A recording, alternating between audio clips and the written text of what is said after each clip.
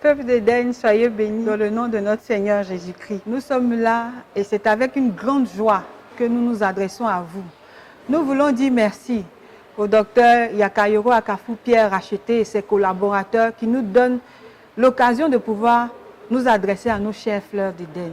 Oui, fleurs d'Éden, vous nous êtes précieuses. Et c'est avec joie que nous vous retrouvons.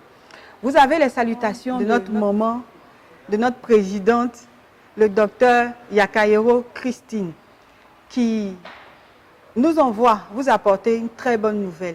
En effet, cela fait plusieurs semaines que nous ne pouvons nous réunir à l'église. Et donc, les activités des fleurs d'Éden ont dû être suspendues. Voilà que le Seigneur fait grâce. Nous allons créer un groupe WhatsApp. Nous allons créer cette plateforme afin que nous puissions échanger, nous puissions nous retrouver, nous puissions nous exhorter, nous puissions même prier. Car en ces temps de confinement, nous avons besoin de prière, nous avons besoin de manifester de l'amour. Et c'est pourquoi nous créons ce canal d'échange. Vous serez contactés incessamment par vos responsables de jeunes filles pour participer à cette plateforme d'échange. Et donc, nous voulons vous dire de rester à l'écoute, demeurez bénis, surtout n'oubliez pas de respecter les gestes barrières et que la grâce et la faveur de l'Éternel soient à votre partage au nom de Jésus. Amen.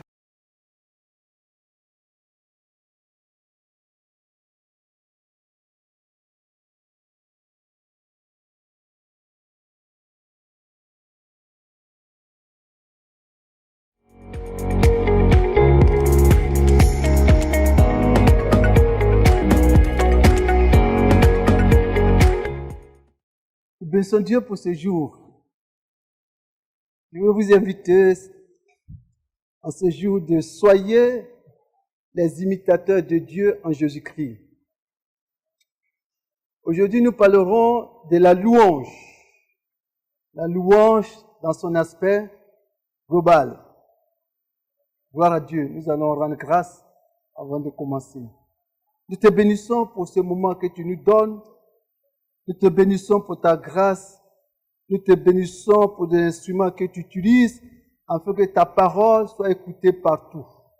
Seigneur, nous te bénissons pour tous ceux qui entendront ce message, que l'action du Saint-Esprit agisse dans leur cœur et dans leur esprit et dans leur corps, dans leur entourage et qu'ils sentent la présence de Dieu, la présence magnifique de la personne de Dieu en Jésus-Christ.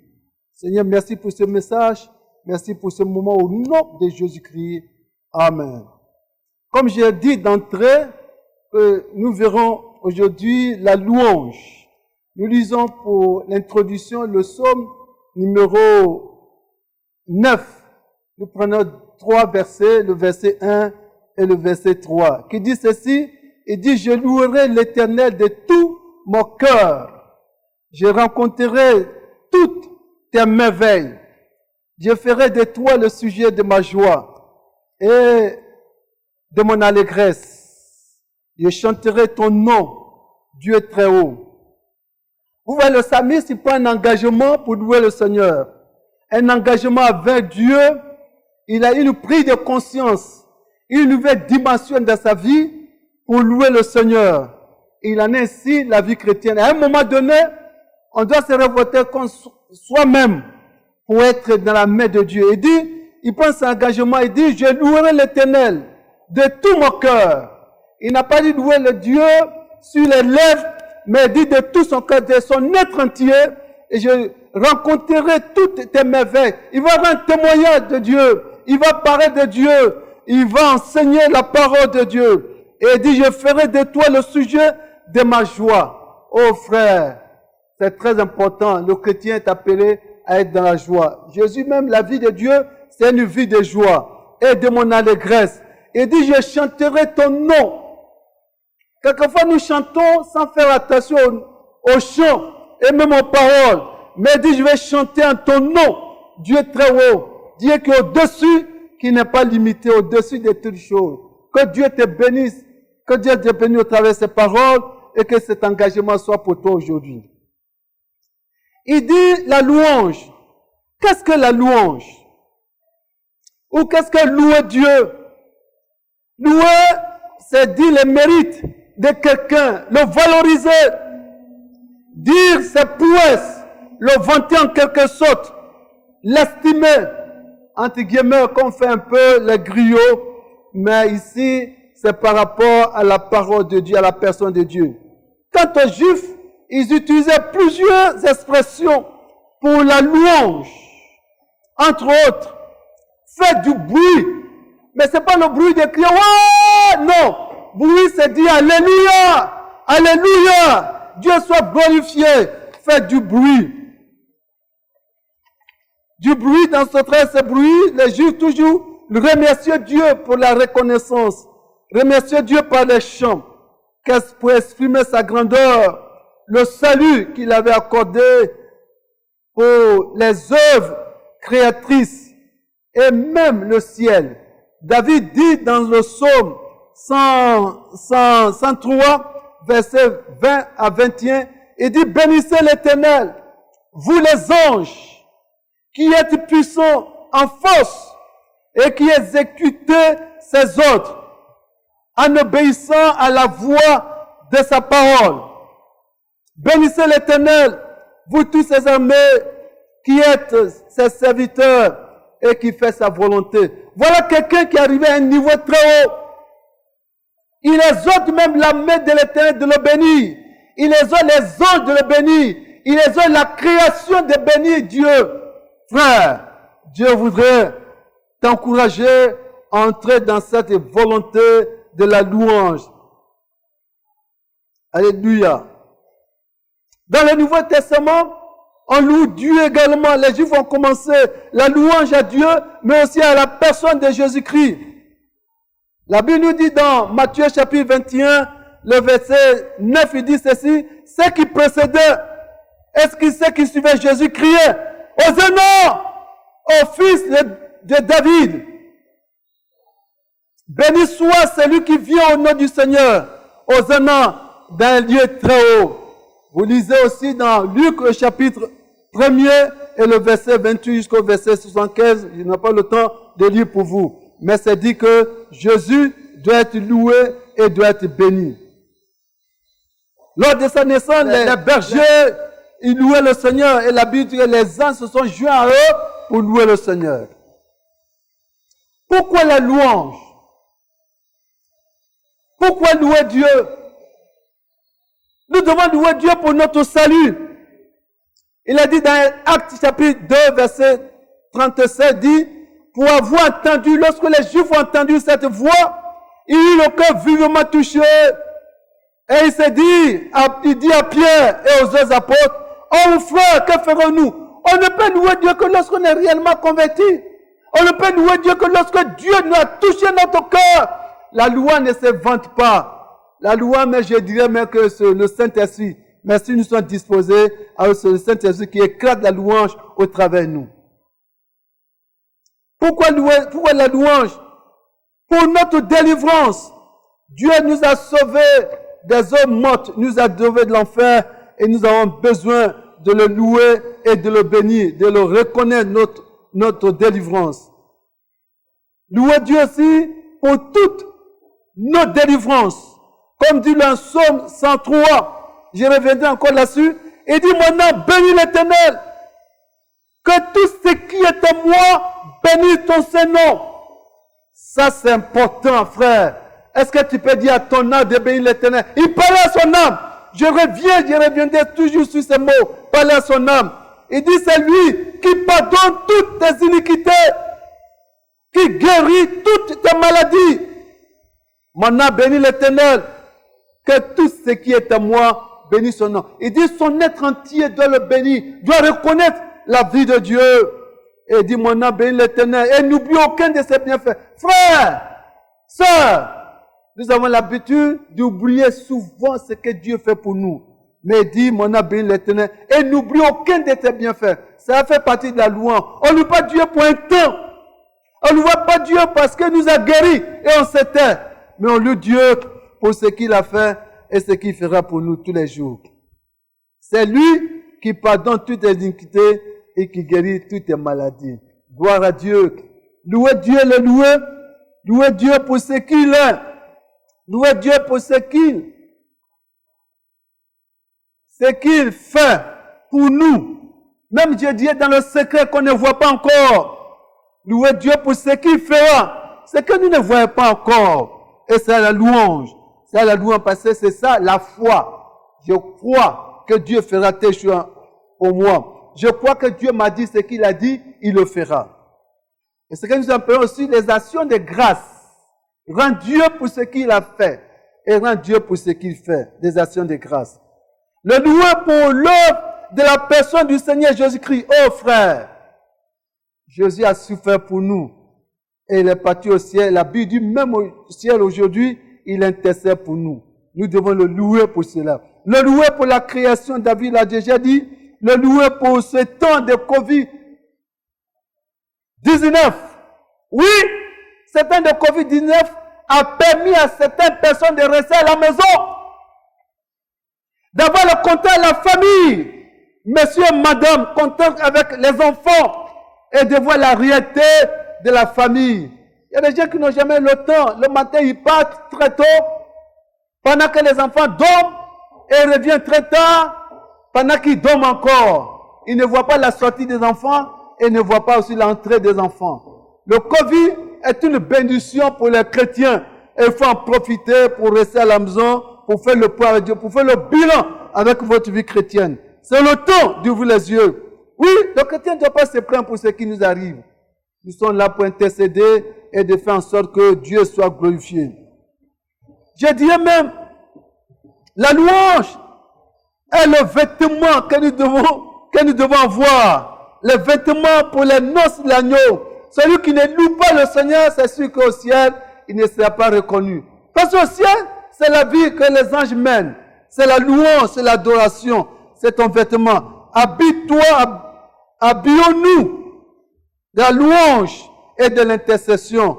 Et prions moins. Des fois, toujours on donne les sujets de prière à droite, à gauche, sujets de prière. Et la louange n'existe presque pas. Mais je vous encourage à louer Dieu, à bénir Dieu, ce que j'ai dit tout à l'heure plus haut, afin que la grâce de Dieu nous soit accordée davantage.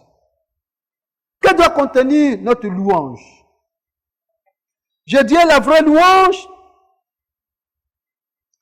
doit avoir un contenu. Le premier contenu, c'est le remerciement à Dieu pour les œuvres papa qu'il a fait pour nous.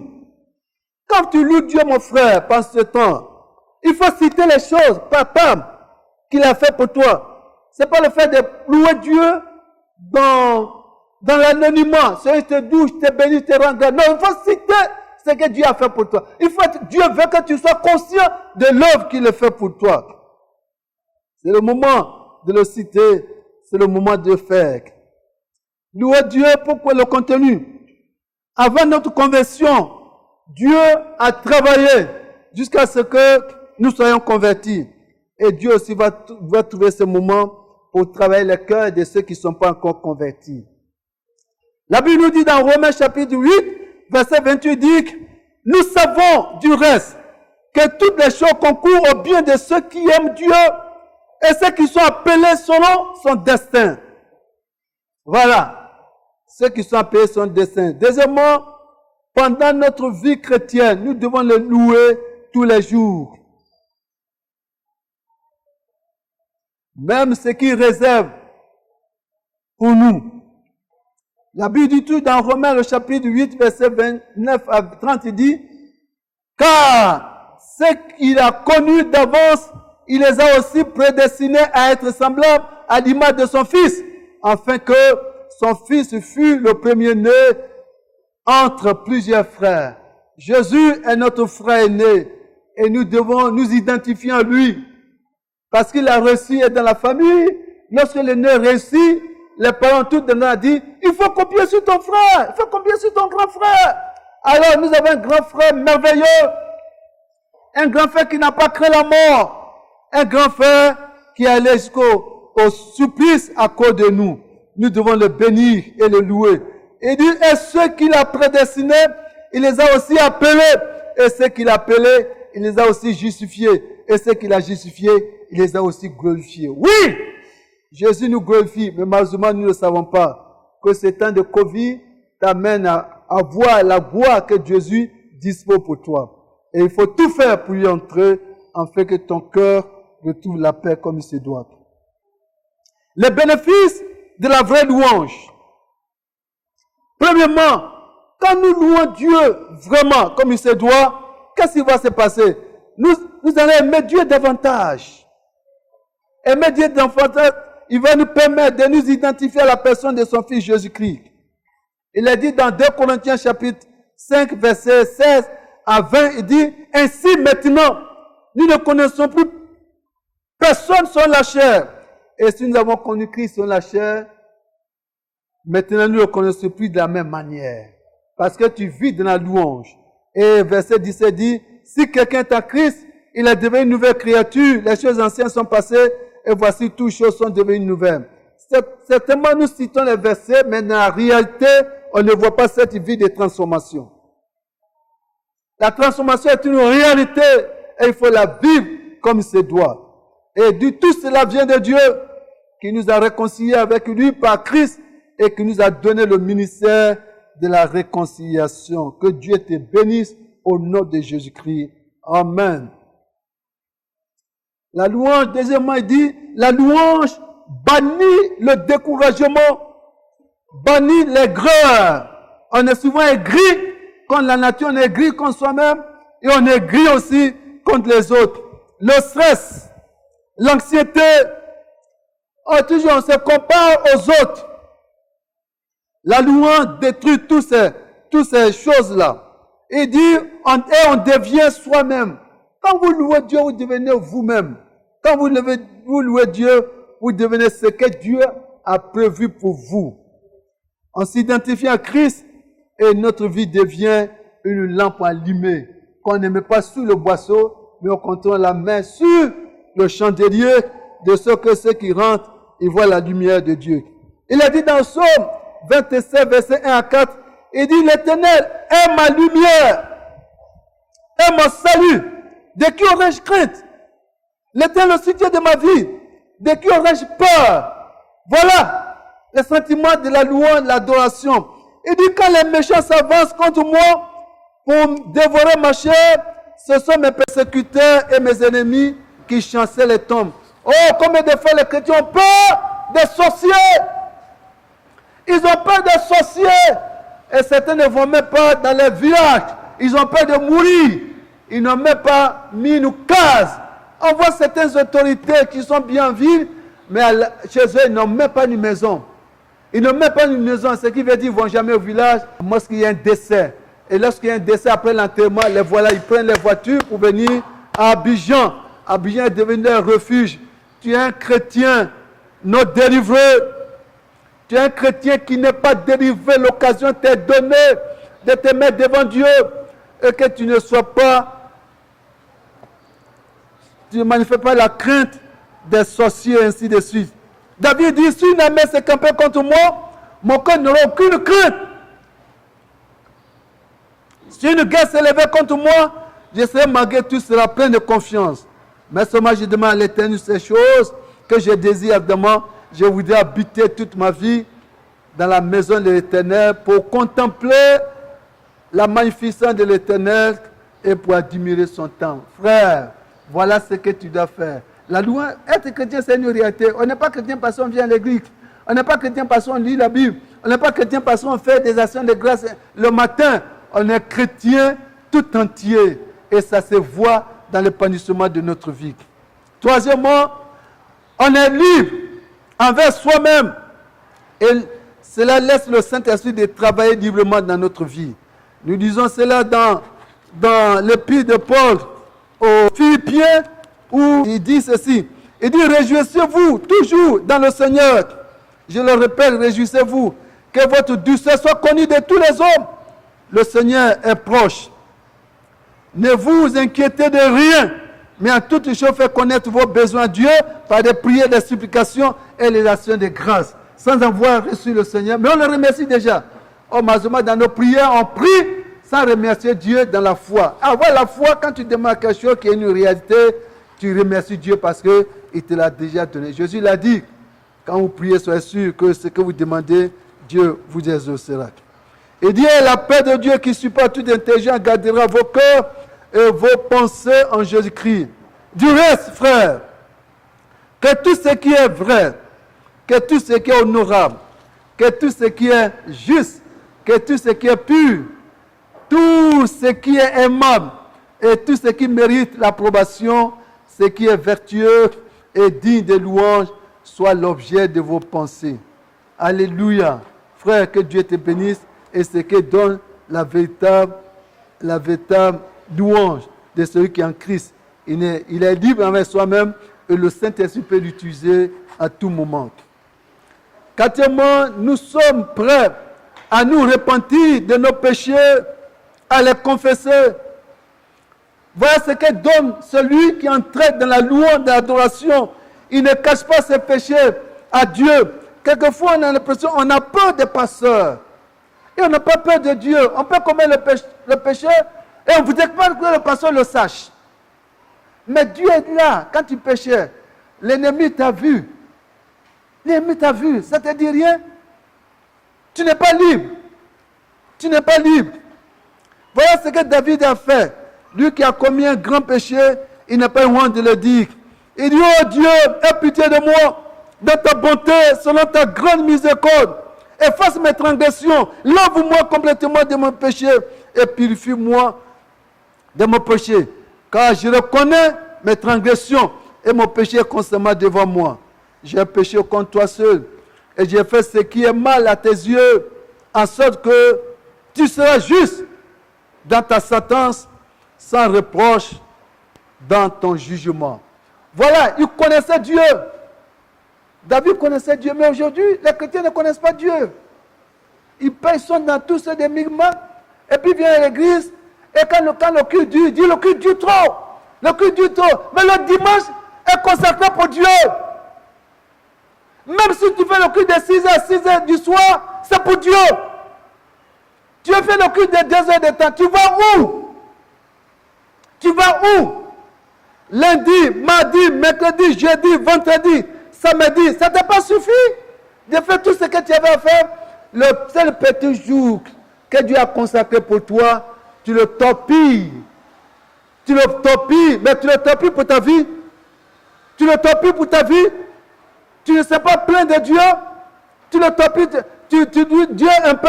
Bon, tu auras un peu, encore si tu peux avoir un peu là. Parce que tu es déjà rassasié. Tu as déjà un programme et tu viens à l'église. Je vous dis et je vous encourage, frère, laissez Dieu entrer dans votre vie. Laissez-lui le temps afin qu'il vous communique sa vie. Prends du temps dimanche. Comme ça, dimanche, le temps de Dieu. Dans l'Ancien Testament, Dieu est le sabbat. Et c'est l'un des moyens qui ont énervé Dieu. Les Juifs ne considèrent plus le sabbat. Pendant le sabbat, ils avaient toutes d'activités. Je connais les frères. Ils ont eu tellement d'activités dans le monde et cela leur a conféré certaines maladies. Tu cours à droite, tu cours à gauche. Et le Covid, on dit de rester à la maison, tu voudrais courir encore. Et tu penses que les enfants te chauffent parce qu'ils mangent beaucoup, ils sont à la maison. Reste là et réfléchis avec ta famille. Et aussi, la louange nous permet de régler nos différends avec les autres. Oui, dans le psaume numéro 112, il est dit ceci. 112, il est dit ceci. À partir du verset 5, il dit, heureux l'homme qui exerce la miséricorde et qui prête, qui règle ses actions d'après la justice. Car il ne chancelle jamais. La miséricorde, la mémoire du juste dure toujours. Il ne craint point les mauvaises nouvelles. Son cœur est ferme, confiant en l'Éternel. Son cœur est affermi. Il n'a point de crainte jusqu'à ce qu'il mette son plaisir à regarder ses adversaires. Il fait de la largesses et il donne aux indigents. Sa justice subsiste à jamais et sa tête s'élève avec gloire. Voilà ce que la Bible te conseille à faire. Reste différent. S'il y a des palabres entre toi et ta femme, tes enfants à la maison, même madame avec la servante, c'est le temps de régler vos problèmes. Et si tu as des problèmes avec les autres, avec les amis, même à l'église, règle tes problèmes. Même avec le pasteur, règle tes problèmes. Avec les anciens, règle tes problèmes. C'est le temps. Parce qu'il dit, il ne craint pas les mauvaises nouvelles. Quelquefois, on craint les mauvaises nouvelles. Parce que nous, les craignons, parce que nous n'avons pas peur, nous n'avons pas cette confiance dans le Seigneur. On craint que les mauvaises nouvelles nous tombent là-dessus. On craint. Et Job a dit, ce que je crains, c'est qui m'arrive. Il dit, ne crains point les mauvaises nouvelles. Et son cœur est ferme, confiant dans le Seigneur, et son cœur est affermi. Frère, et il met son plaisir à regarder ses adversaires. Et il fait la geste. Apprenons-nous à donner par ce temps qui court, que Dieu nous bénisse. Je tire la conclusion qui est la suivante. La louange est la garantie de la protection de Dieu sur nos vies. Tout ce qui nous appartient est à Dieu, car il combat pour nous dans le secret. Et le psaume ne nous dit pas le contraire. Le psaume 91, à partir du verset 4, il dit ceci. Il dit, il te fera, il te couvrira de ses plumes. Et tu trouveras un refuge sur ses ailes. Il dit, sa fidélité est un bouclier et une cuirasse. Il dit, tu ne craindras ni les terreurs de la nuit, ni les flèches qui volent de jour, ni la peste qui marche dans les ténèbres, ni la contagion qui frappe en plein midi. Que 1000 tombent à ton côté et que 10 000 à ta droite, tu ne seras pas atteint. De tes yeux seulement tu regarderas et tu verras la rétribution des méchants. Il dit, car tu es mon refuge, ô Éternel, et je fais du Très-Haut ta retraite. Tu fais du Très-Haut ta retraite. Voilà ce que je te conseillerais. Celui qui rentre dans la louange et dans l'adoration vraie, Dieu devient sa protection. Mais souviens toujours, Dieu ne fait pas les choses de façon magique. Il dit sa fidélité est une cuirasse. Un bouclier, une cuirasse. Pour être fidèle, pour devenir loin, pour que Dieu prenne notre vie en main, nous avons besoin quand même d'une fidélité. Aujourd'hui, les hommes ne sont pas fidèles. Les chrétiens ne sont pas fidèles, même dans les heures de l'église. En 5 fils, 1 heure. On va venir à l'église à 7h ou à 8h ou à 9h et ils viennent à 10h. Ça, c'est une infidélité. Comment veux-tu que Dieu soit sûr de toi? Comment veux-tu que Dieu te donne ses grâces? Comment veux-tu que Dieu te bénisse? Et les gens disent, tu fais ça, je vais faire ça. Mais fais les petites choses d'abord qui te demandent. Sois fidèle dans les moindres choses. Et alors, le reste des choses se manifesteront. Il dit, et tu ne craindras ni les terreurs de la nuit, ni les flèches qui volent de jour, ni la peste qui marche dans les ténèbres, ni la contagion qui frappe en plein midi, que 1000 tombent à tes côtés et que 10 000 à ta droite, tu ne seras pas atteint. De tes yeux seulement tu regarderas et tu verras la rétribution des méchants. Frère, c'est tellement facile d'adorer Dieu, mais nous compliquons la vie. L'œuvre, c'est Dieu qui l'a fait. Tout ce qu'il demande de nous, c'est d'ouvrir notre cœur. C'est d'être sincère avec lui et il va manifester sa grâce. Que Dieu te bénisse. Que Dieu bénisse chacun et que ses paroles soient l'objet de votre édification et vous propulse à aller de l'avant. Que Covid-19 ne soit pas pour toi une malédiction, mais bien au contraire, un temps pour te réconcilier avec Dieu, un temps pour te réconcilier avec ceux de ta maison, un temps pour te réconcilier avec ceux de ton église et ceux avec qui tu travailles. Un temps aussi de t'engager, comme nous l'avons vu au départ, un engagement. Le Sami dit, je te chantais en parlant de ce psaume 9, il dit, je louerai l'Éternel de tout mon cœur. Je rencontrerai toutes tes merveilles. Je ferai de toi le sujet de ma joie et de mon allégresse. Je chanterai ton nom, Dieu très haut. Alors prends cet engagement, tout est au futur. et inclus tout cela dans ton cœur afin que le Saint-Esprit puisse te diriger, afin que tu sois un homme spirituel, afin que tu rentres dans la vie éternelle. Que Dieu te bénisse au nom de Jésus-Christ. Amen. Nous te rendons grâce pour ces quelques paroles. Nous te bénissons pour ton œuvre dans la vie des chrétiens. Et je te prie que ce n'est pas le moment où le chrétien doit s'énerver, doit se demander mais pourquoi ces choses. Mais c'est le moment plutôt de s'asseoir, de réfléchir sur sa vie chrétienne. S'il y avait une vie chrétienne. C'est le moment de régler sa vie avec toi, sa vie avec les autres, afin de laisser le Saint-Esprit l'utiliser davantage. Sois béni pour ce moment, sois béni pour cette parole, au nom précieux du Seigneur Jésus-Christ. Amen.